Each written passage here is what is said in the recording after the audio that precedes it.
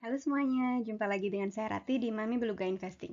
Kali ini kita akan membahas lagi kalau punya uang 100.000 rupiah beli saham apa sekarang. Video ini adalah lanjutan dari seri 100.000, di mana dalam seri ini saya saring perusahaan dengan kriteria harga di bawah 100.000 rupiah, PE ratio di bawah 10, operating dan net profit margin positif, dan konsisten membayar dividen selama 5 tahun terakhir. Dari situ saya ketemu 13 perusahaan, 5 dari 13 perusahaan itu telah saya bahas di 2 video sebelumnya. Hari ini akan saya bahas 3 lagi, yaitu Sri Rejeki Isman atau SRIL, SRIL, Multipolar Teknologi Tbk, MLPT, dan ketiga PT Color Park Indonesia atau CLPI. Disclaimer ya, ini video amatir dengan riset amatir, tujuannya untuk mendokumentasikan perjalanan saya untuk belajar mengenai investasi saham dari awal. Kalau ada yang punya masukan, silakan tulis di komen. Apa yang saya kemukakan di channel ini jangan dianggap sebagai nasihat keuangan. Mohon melakukan risetnya sendiri sebelum membuat keputusan keuangan dan investasi. Saya rencananya akan membeli saham dan pegang selama masih masuk akal. Jadi bagi yang jual beli saham atau trading, mungkin apa yang saya kemukakan di video ini akan kurang sesuai. Tapi kalau tertarik, silakan nonton sampai selesai. Oke, kita lanjut. Kita mulai dari SRIL. SRIL adalah kode saham dari PT Sri Rejeki Isman Tbk atau lebih populer dikenal sebagai Sritex. Sritex bergerak di dalam perusahaan tekstil. Sritex ini adalah perusahaan tekstil dari hulu ke hilir. Lini perusahaannya mulai dari pemintalan, spinning, penenunan, weaving, finishing, dan garment. Jadi dari awal pemintalan sampai dengan jadi bahan pakaian yang bisa dipakai. Begitu. Kita lanjut dengan MLPT atau Multipolar Technology Group. Ini adalah perusahaan integrator IT di Indonesia, di mana lini bisnisnya menyediakan solusi IT. Untuk menyediakan jasanya tersebut, MLPT juga berpartner dengan beberapa penyedia komponen yang lumayan kita kenal ya, yaitu IBM, Cisco, NCR, VMware, Oracle, dan Microsoft. Lanjut ke PT Color Park Indonesia, Tbk atau CLPI. Perusahaan ini bergerak di bidang percetakan dan produksi tinta, cat, perekat, dan alat-alat percetakan. Nah, sekarang kita lanjut melihat angka-angka kinerja dari 3 perusahaan tersebut, SRIL, MLPT, dan CLPI.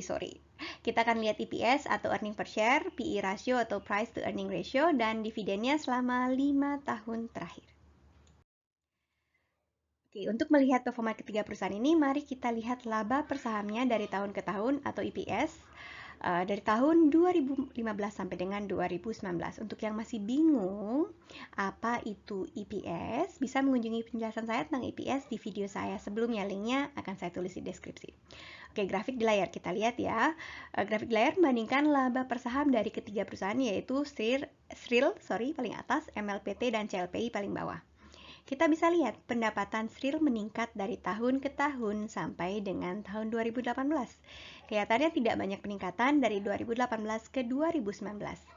Saya jadi penasaran bagaimana labanya setelah pandemi ya, karena tekstil kemungkinan kebanjiran order APD saat pandemi seperti ini. Kalau misalnya dia juga produksi atau menyediakan APD ya, terutama Maret kemarin ya, pada saat semuanya bingung mencari APD. Oke, kita lanjut dengan MLPT. Grafiknya di tengah-tengah. Pendapatannya agak berfluktuasi kalau kita lihat dari 2015 sampai dengan 2019. Sempat meningkat di 2019, juga sempat turun lagi sampai di 2018 dan akhirnya meningkat lagi di 2019. Tapi nggak jauh-jauh, nggak terlalu jauh, nggak yang sampai minus atau merugi. Kemudian CLPI sempat meningkat di tahun 2016, ya CLPI yang paling bawah ya. Tapi setelah itu sepertinya menurun sampai 2018 untuk naik sedikit sekali di tahun 2019. Dari membandingkan perolehan laba perusahaan ini, saya sepertinya menempatkan pilihan saya ke SRIL atau Sritex untuk saat ini. Mari kita lihat yang berikutnya lagi, yaitu laba per saham tiap kuartal dari 2019-2020 ya, 2 tahun ini. Perusahaan ini sekarang kita tinjau ya, gimana kemungkinan efek pandemi ke ketiga perusahaan itu. Kita bandingkan EPS-nya per kuartal. Pendapatan SRIL di 7 kuartal terakhir berkisar antara 5 sampai dengan Rp25 per saham.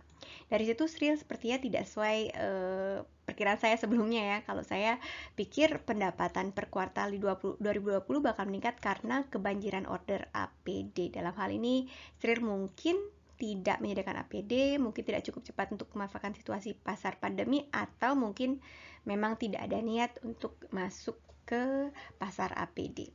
Bahkan rata-rata pendapatan per kuartal Sril di tahun 2020 lebih rendah dari pendapatan per kuartal di 2019. Pendapatan di kuartal keempat di 2019 turun lumayan banyak.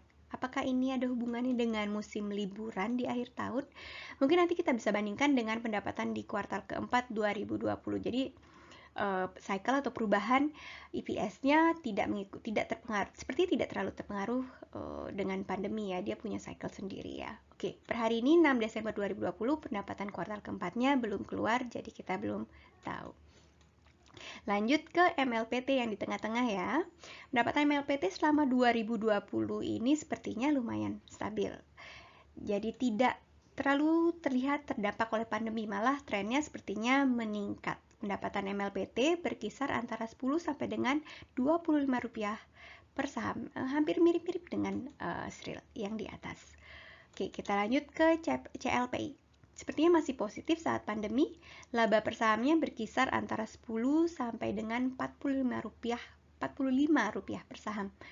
Sempat turun di kuartal kedua 2020, tapi pola yang sama juga terjadi di kuartal kedua tahun lalu ya, di tahun 2019. Jadi kemungkinan penurunan di kuartal kedua ini bukan karena pandemi, tapi memang karena faktor-faktor lainnya ya. Memang cycle seperti itu. Oke, sekarang kita lihat seberapa laba perusahaan yang dibagikan kepada pemilik. Dalam hal ini pemegang saham, yaitu dividen. Seperti kita lihat di grafik, Sril agak sedikit pelit. Bagian laba perusahaan yang dibagikan sebagai dividen kurang dari 30%. Di grafik saya cantumkan nilai dividennya, dan di bawahnya itu persentase. Saya belum ketemu penjelasannya apa yang akan dilakukan terhadap laba yang ditahan oleh Sril ini ya. Tapi dari segi bisnis ini kemungkinan langkah yang bagus, karena Sril mengumpulkan cash-nya sebagai dana darurat atau untuk hal yang lain. Jadi dia punya cash.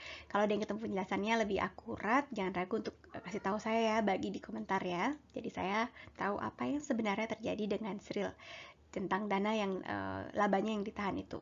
Oke, lanjut ke MLPT di grafik ya di tengah-tengah.